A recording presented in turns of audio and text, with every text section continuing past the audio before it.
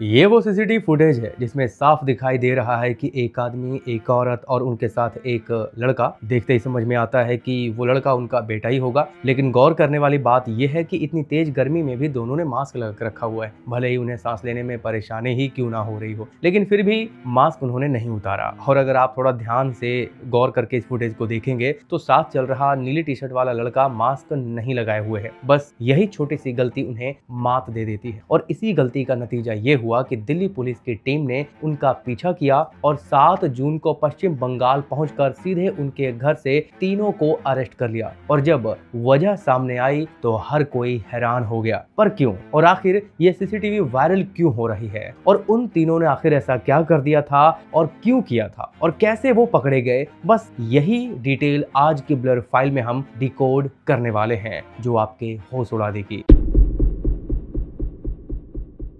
4 जून 2026 का दिन। दिल्ली में रहने वाली देवराती ने अपनी बड़ी बहन देवस्मिता को फोन किया। दोनों बहनों की रोज आपस में बात हो जाया करती थी, लेकिन उस दिन फोन लगातार बज रहा था लेकिन कोई रिस्पांस नहीं मिला। फिर धीरे धीरे उनके मन में ये बेचैनी बढ़ने लगी और तब जाकर उन्होंने ये बात अपने माता पिता से शेयर की। परिवार हैरान था क्योंकि देवस्मिता बिना किसी वजह के कभी भी फोन इग्नोर किसी का नहीं करती थी, खास करके अपनी फैमिली वालों का। और आखिरकार देवराती ने तय किया कि वो खुद जाकर उसके घर पे चेक करेगी कि आखिर माजरा क्या है। देवस्मिता पूर्वी दिल्ली के वसुंधरा एनक्लेव में सत्यम अपार्टमेंट में अकेली रहती थी। वो दिल्ली यूनिवर्सिटी के शिवाजी कॉलेज में अंग्रेजी की असिस्टेंट प्रोफेसर थी। खैर, जब देवारती यानी कि उसकी बहन उस अपार्टमेंट में पहुंची तो फ्लैट के बाहर ताला लटका हुआ था। पहले उन्हें ये लगा कि बहन शायद कहीं बाहर गई होगी, लेकिन उनके मन में थोड़ा डर आ रहा था और उन्हें समझ में आया कि कॉल भी रिसीव नहीं हो रहा है। तब उन्होंने डोरबेल भी बजाई, दरवाजा भी खटखटाया और कई बार आवाज लगाई, लेकिन अंदर से कोई भी रिस्पांस नहीं मिला। धीरे धीरे चिंता डर में बदलने लगी। आसपास के लोग भी जमा होने लगे और काफी कोशिशों के बाद दरवाजा खुला गया तो अंदर का नजारा देखकर सभी सन रह गए। फर्श पर कई जगह गहरे लाल निशान थे और माहौल इतना भयावह था कि कुछ पल तक कोई आगे बढ़ने की हिम्मत नहीं कर पा रहा था। जब लोग अंदर पहुंचे तो देवस्मिता लथपथ हालत में पड़ी हुई थी। उनके सिर पे गंभीर चोटें थी और दोनों हाथों की कलाइयों पे गहरे निशान थे, कट थे। कमरे में पसरा सन्नाटा, चारों तरफ बिखरे हुए वो उनके निशान साफ तौर पे बता रहे थे कि यहाँ कोई बेहद ही खौफनाक इंसिडेंट हुआ था। देवारती यह मंजर देख पूरी तरह टूट गई। उन्होंने तुरंत फैमिली को अपडेट दी और फिर पुलिस को सूचना दी। तब कुछ ही देर में न्यू अशोक नगर थाना पुलिस मौके पर पहुंच गई। पुलिस ने पूरे फ्लैट को घेर लिया। पहली नजर में मामला काफी उलझा हुआ लग रहा था क्योंकि दरवाजा टूटा हुआ नहीं था, खिड़की सही सलामत थी, अलमारी बंद थी और कीमती सामान हर एक चीज अपनी सही जगह पर मौजूद था।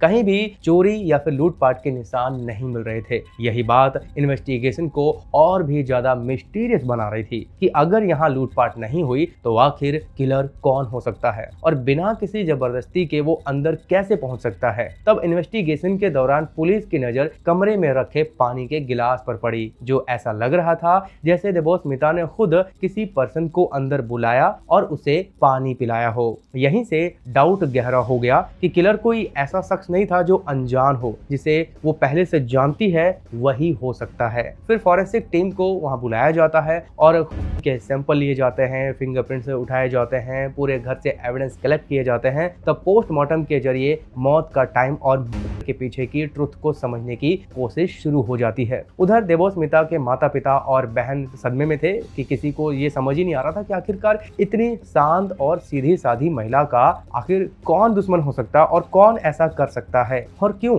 देवारती अब अपनी बहन के कातिल को सजा दिलाने के लिए सबसे आगे थी, यानी मजबूती से खड़ी रही। उनके स्टेटमेंट के आधार पर ही पुलिस ने तुरंत मर्डर का केस दर्ज किया और इन्वेस्टिगेशन शुरू कर दी। मामला इतना रहस्यमय था, उतना ही ज्यादा हाई प्रोफाइल भी बनता जा रहा था। पुलिस ने फिर यहाँ पे स्पेशल टीम बनाई क्योंकि जैसा कि मैंने आपको बताया, देवस्मिता एक हाई प्रोफाइल सोसाइटी में रहती थी और पेशे से एक असिस्टेंट प्रोफेसर थी। पिछले 2.5 साल से वो दिल्ली यूनिवर्सिटी के शिवाजी कॉलेज में इंग्लिश पढ़ा रही थी। टीचिंग के अलावा वो कॉलेज की सांस्कृतिक समिति और फाइन आर्ट्स सोसाइटी में भी काफी एक्टिव थी। अक्सर स्टूडेंट के साथ ड्रामा इवेंट्स और कंपटीशन के लिए ट्रैवल भी किया करती थी। अगर 4 शब्दों में मैं कहूँ, देवस्मिता की एक इमेज बहुत ही शांत और समझदार महिला के तौर पे थी। कॉलेज में भी किसी के साथ उनका कोई भी कॉन्फ्लिक्ट सामने नहीं आया और यही वजह थी कि पुलिस ने अब उसकी पर्सनल लाइफ को करीब से खंगालना शुरू कर दिया। फिर फैमिली से बातचीत होती है और फैमिली से मिली इंफॉर्मेशन के मुताबिक देवोस्मिता की शादी जो है 2017 में हुई थी, ये बात सामने आती है। लेकिन डोमेस्टिक डिस्प्यूट की वजह से वह रिलेशनशिप ज्यादा समय तक नहीं चल पाया था। इवेंचुअली 2022 में दोनों ने डिवोर्स लेने का फैसला कर लिया था और तब से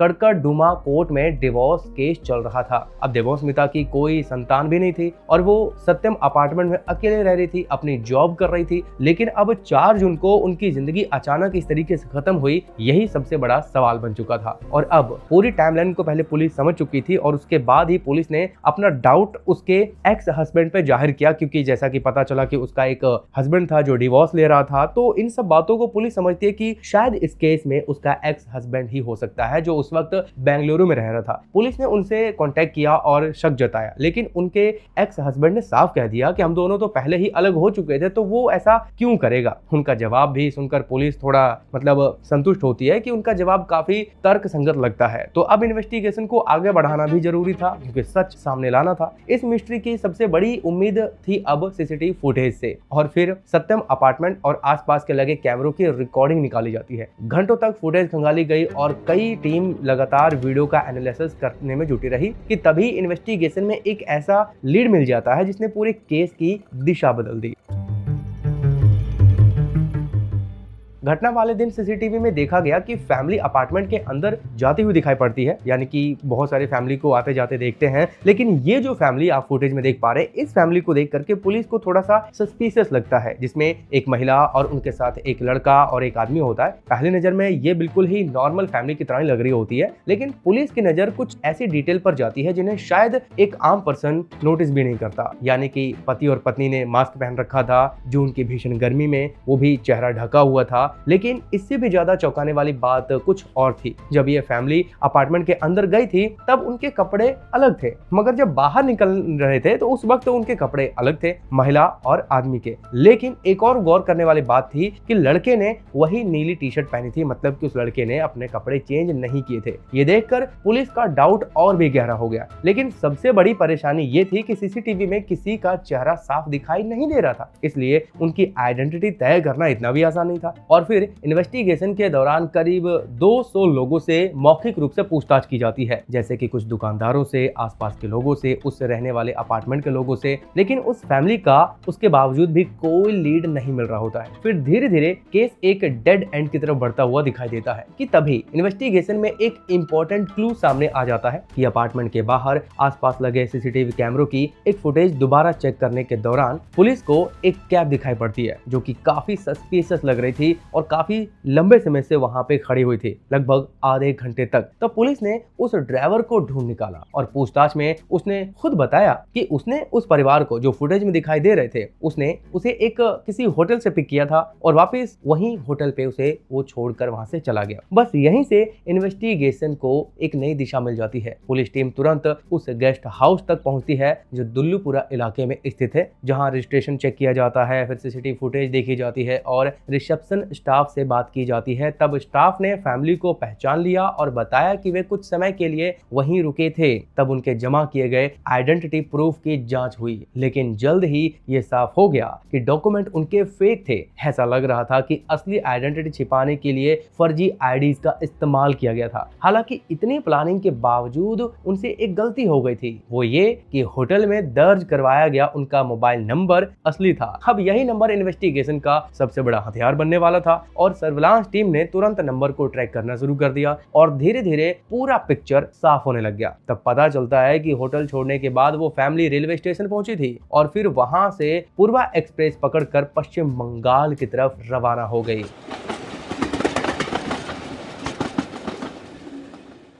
अब पुलिस को पूरा यकीन हो चुका था कि वे क्रिमिनल के बहुत ही करीब पहुंच चुके हैं और हो ना हो वही क्रिमिनल है। अब लोकेशन थी उनके पास, CCTV footage, cab record, digital trial, ये सब जोड़ते हुए इन्वेस्टिगेशन की टीम जो है पश्चिम बंगाल के वर्धमान जिले के उस घर तक पहुंच जाती है जो उनका घर था, यानी कि 7 जून को वहां रेड करती है और आखिरकार राम प्रसाद दास, उसकी वाइफ बंसरी दास और उनका वो नाबालिग बेटे को उसी के घर से अरेस्ट कर लेती है। और अरेस्ट के दौरान कुछ ऐसे एविडेंस भी मिलते हैं जो पुलिस को थोड़ा बहुत डाउट था वो भी मजबूत हो जाता है। उनके पास से देवोस्मिता का फोन बरामद होता है, कुछ कपड़ों पर घटनाक्रम में जो निशान मिले थे वो कपड़े। अब लगभग साफ हो चुका था कि इस क्राइम के पीछे यही फैमिली थी। लेकिन गाइस, मिस्ट्री अभी खत्म नहीं हुई थी, क्योंकि अब सवाल ये था कि आखिर दिल्ली में सैकड़ों किलोमीटर दूर जॉब कर रही वो प्रोफेसर इस पश्चिम बंगाल में बैठी फैमिली से क्या ताल्लुकात रखती थी। इन दोनों का आपस में ऐसा क्या कनेक्शन था, और आखिर ऐसा कौन सा मोमेंट था, ऐसी क्या वजह थी जिसने पूरे फैमिली को दिल्ली आने, भद्र क्राइम करने और भागने पर मजबूर कर दिया। हालांकि शुरुआती पूछताछ में तीनों खुद को बेगुनाह बता रहे थे, बट पुलिस के पास सिर्फ डाउट नहीं था बल्कि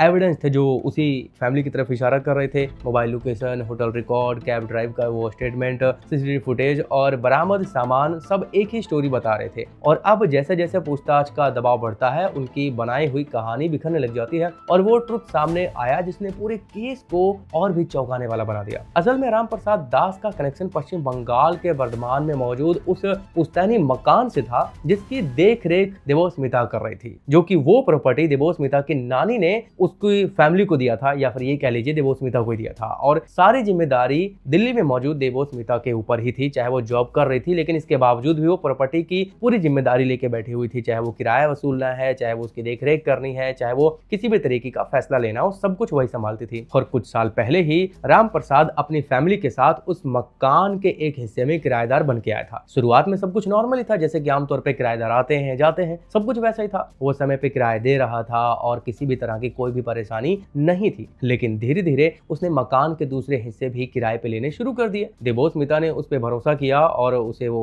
किराए पे देना शुरू कर दिया, जिसका नतीजा ये हुआ कि टाइम के साथ राम प्रसाद उस मकान को अपना समझने लगा। उसने वहीं पे अपना बिजनेस भी शुरू कर दिया। उसकी सैनिटरी की दुकान थी जो अच्छी खासी अब चलने लगी थी, और तब इसी दौरान उसके मन में एक नया लालच भी पैदा हो गया। इसीलिए वो सिर्फ किराएदार वहां पे नहीं रहना चाहता था, बल्कि वो पूरी प्रॉपर्टी का मालिकाना बनना चाहता था। और यही लालच में उसने कई बार देवस्मिता से प्रॉपर्टी बेचने के लिए कहा। उसका मानना था कि अगर यह जगह उसे मिल जाए तो उसका जो बिजनेस है वो और तेजी से बढ़ सकता है। लेकिन देवस्मिता हर बार साफ इनकार कर देती थी, क्योंकि उनके लिए ये सिर्फ एक जमीन ही नहीं थी, प्रॉपर्टी नहीं थी, बल्कि फैमिली की एक याद और विरासत थी। इसीलिए उसे बेचने का तो सवाल ही पैदा नहीं हो रहा था। लेकिन इसके बावजूद राम प्रसाद ने बार बार कोशिश की, पर हर बार उसे वही जवाब सुनने को मिलता कि वो घर नहीं बेचा जाएगा। फिर धीरे धीरे ये बात उसके अंदर जिद में बदलने लगी। जहां देवस्मिता इसे एक नॉर्मल कन्वर्सेशन समझती थी, वहीं राम प्रसाद का ऑब्जर्वेशन लगातार बढ़ता जा रहा था। वह किसी भी कीमत पर उस प्रॉपर्टी पे कब्जा करना चाहता था, वो मालिकाना हक जताना चाहता था। यहीं से उसकी सोच खतरनाक दिशा में बढ़ने लगी और तब उसने देवस्मिता के बारे में इंफॉर्मेशन जुटानी शुरू कर दी। वो ये जानना चाहता था कि वो कब घर से निकलती है, कब लौटती है और उनके साथ कौन रहता है। दिल्ली में आने जाने के दौरान उसने कई बार उनकी एक्टिविटीज पर नजर रखी और धीरे धीरे उसे पता चल गया कि देवस्मिता फ्लैट में अकेली रहती है, और यही इंफॉर्मेशन उसके लिए एक अपॉर्चुनिटी बन गई। तब राम प्रसाद के दिमाग में एक ऐसा प्लान तैयार हो चुका था जो आगे चलकर एक बेगुनाह महिला की जान लेने वाला था। पुलिस के मुताबिक जून 2024 की शुरुआत में ही उसने दिल्ली जाने का फैसला कर लिया था, लेकिन इस बार वो अकेला नहीं आया। उसके साथ उसकी वाइफ बंसरी और उनका नाबालिग बेटा भी था।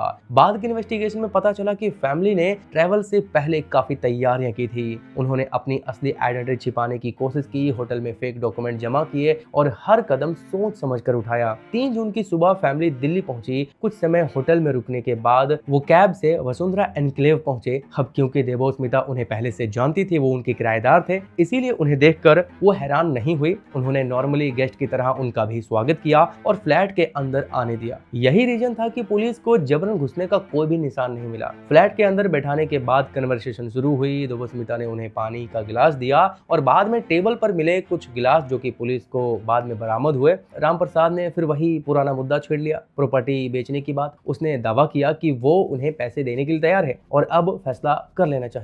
लेकिन जवाब पहले जैसा ही था। देवस्मिता ने साफ कह दिया कि वो मकान नहीं बेचेगी, पर शायद उन्हें अंदाजा भी नहीं था कि सामने बैठा आदमी सिर्फ बातचीत करने नहीं आया है। पुलिस इन्वेस्टिगेशन के अनुसार राम प्रसाद पहले से ही पूरी तैयारी कर चुका था। राम प्रसाद दास ने मुसल से हमला किया, यानी कि जो आमतौर पे आजकल चटनी कूटने के लिए इस्तेमाल होता है, आपने अपने घरों में भी देखा होगा, वो अपने साथ लेकर के आया था। उसने अचानक से उसके ऊपर हमला कर दिया कि बेचारी को संभलने तक का भी मौका नहीं मिला। फिर इसके बाद दोनों पति पत्नी मिलकर के हमला जारी रखते हैं। उन्होंने फिर रेजर का इस्तेमाल किया किया जो कि आमतौर पे नाई इस्तेमाल करते हैं बालों में, यानी दाढ़ी वाड़ी बनाने के लिए, उसी का इस्तेमाल करके देवस्मिता के दोनों हाथों की कलाइयों पे चला दिया ताकि जल्दी से रिसाव हो और उसके बाद वो जल्दी से शांत हो जाए। सबसे चौंकाने वाली बात ये थी कि उनका बेटा भी उसी फ्लैट में मौजूद था और ये सब होता हुआ अपनी आंखों से देख रहा था। फिर कुछ देर बाद जब देवस्मिता की सांसें थम गई तब भी आरोपियों की घबराहट खत्म नहीं हुई। उन्हें पता था कि सबसे बड़ा खतरा एविडेंस थे, इसीलिए दोनों अब बाथरूम में गए और वहां पे नहाए, कपड़े बदले, जो कि वो काफी सारे कपड़े अपने साथ लेकर के निकले थे और जगह जगह बदलते जा रहे थे। जब वो भागे तब वो आगे अपने आप को छिपाने के लिए कपड़े भी बदलते जा रहे थे और इसीलिए सीसीटीवी फुटेज में उन्हें दिखाई दिया कि एंट्री के टाइम में कपड़े कुछ और थे और एग्जिट के टाइम में कपड़े